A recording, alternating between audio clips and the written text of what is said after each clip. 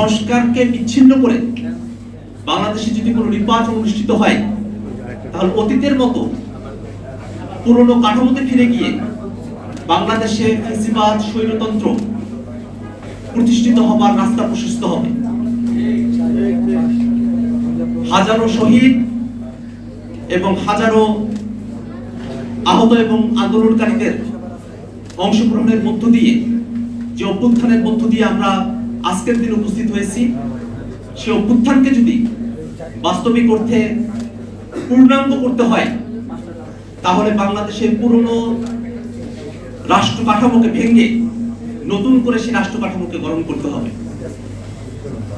বাংলাদেশে বিদ্যমান কাঠামোতে প্রধানমন্ত্রীকে যে একচ্ছত্র ক্ষমতা এবং কর্তৃত্ব প্রদান করা হয়েছে, তার মধ্য দিয়ে সাংবিধানিক প্রক্রিয়াতেই একজন প্রধানমন্ত্রী স্বৈর শাসকে পরিণত হওয়ার সুযোগটা রয়ে গেছে।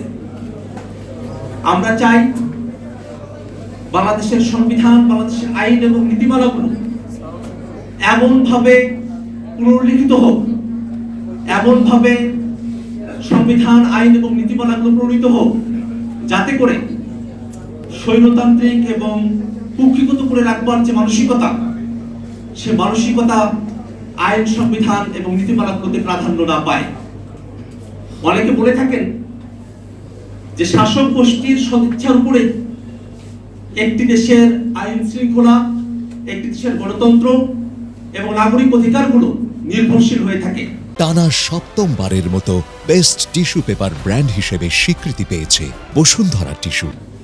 এটা যেমন সত্য, শাসক গোষ্ঠীর সদিচ্ছা খুবই গুরুত্বপূর্ণ একটা বিষয়, কিন্তু শাসক গোষ্ঠী যে আইন, বিধান, সংবিধানের মধ্য দিয়ে নাগরিকের অধিকার, গণতন্ত্র সুরক্ষিত করবে, সেগুলো যদি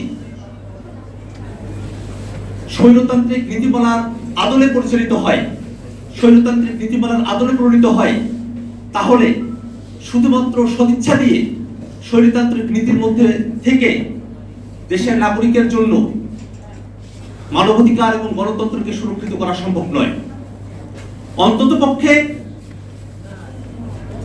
আইনি কাঠামোতে, সংবিধানে যদি গণতন্ত্রের আভাস থাকে, ক্ষমতার বিকেন্দ্রীকরণ থাকে, জবাবদিহিতার কথা উল্লেখ করা থাকে, তাহলে যে কোনো শাসক গোষ্ঠী যাদের মনের মধ্যেও ফ্যাসিবাদ এবং স্বৈরাচার উকি দেয়, তারাও এই আইন এবং সংবিধানের গণতান্ত্রিক প্রক্রিয়ার কারণে নিজেরা স্বৈরতান্ত্রিক হওয়ার পথে পরিচালিত হওয়ার ক্ষেত্রে বাধাপ্রাপ্ত হবে এবং জনগণ তাদেরকে জবাবদিহিতার আওতায় নিয়ে আসার ক্ষেত্রে সক্ষম হবে।